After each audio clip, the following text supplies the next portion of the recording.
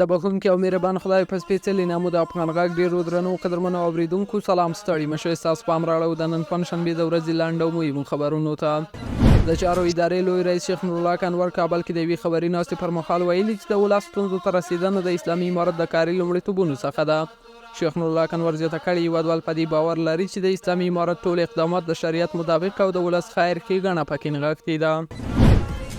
د لوړو زده کړو وزیر شیخ ندا محمد ندیم کابل کې د یوې خبري ناستې پر مهال ویلي چې د عالیقدر امیرالمؤمنین حفظه الله اراده تل دا ده چې ولس سره مرسته وکړي او هغوی ته اړینې اسانتیاوې برابرې کړي. ښاغلي ندیم زیاته کړې چې د اسلامي امارت لخوا د مالیاتو د کمښت پالیسي له ولس څخه د بوج لرې کولو په موخه ترسره کیږي. د صنعت او سوداګرۍ وزیر نورالدین عزیزي کابل کې د یوې خبري ناستې پر مهال ویلي چې اسلامي امارت له خصوصي سکتور او اصنافو سره همکاري ته ژمن دی او تل یې د هغوی د پرمختګ لپاره اړینې اسانتیاوې برابرې کړي دي. ښاغلي عزیزي دغه راز له اصنافو او خصوصي سکتور څخه غوښتي چې له خپل حکومت سره بشپړه همکاري وکړي. د ریاست الوزرا اداري مرستیال مولوي عبدالسلام حنفي شمالي ولایتونو ته د سفر په ترڅ کې د تخار، کندوز، بغلان او جوزجان ولایتونو ته د ولایتونو له والیانو، علماو، مسؤلینو او متنفذینو سره ناسته کړې. ښاغلي حنفي دغه راز د بدخشان ولایت کشم ولسوالۍ ته د سفر په ترڅ کې له 211 مریخ اردو او د کندوز سپینزر شرکت څخه هم لیدنه کړې ده.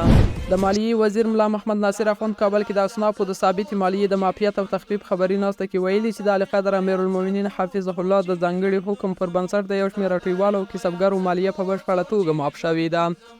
د مالیې وزیر زیاته کړې چې هغه اټویوال او کسبګر چې کلنی خرڅلاو یې تر 2 میلیون افغانیو پورې وي د ثابتې مالیې له ورکړې څخه په بشپړه توګه معاف دي. ملا محمد ناصر اخوند دغه راز ویلي چې هغه اټویوال او کسبګر چې له 2 میلیونو څخه زیات خرڅلاو لري مالیه یې له 0.5 سلنې څخه 0.3 سلنې ته راښکته شوې ده. د لغمان ولایت په قرغیو ولسوالۍ کې د شاوخوا 15 میلیون افغانیو په لګښت د پاکو اوبو رسولو شبکه پرانیستل شوه. د خوړو نړیوال پروګرام یا WFP ویلي چې د اروپایي ټولنې د افغان زده کوونکو د خوراکي خوندیتوب پیاوړتیا په موخه دغه بنسټ ته 10 میلیونه یورو ځانګړي کړي.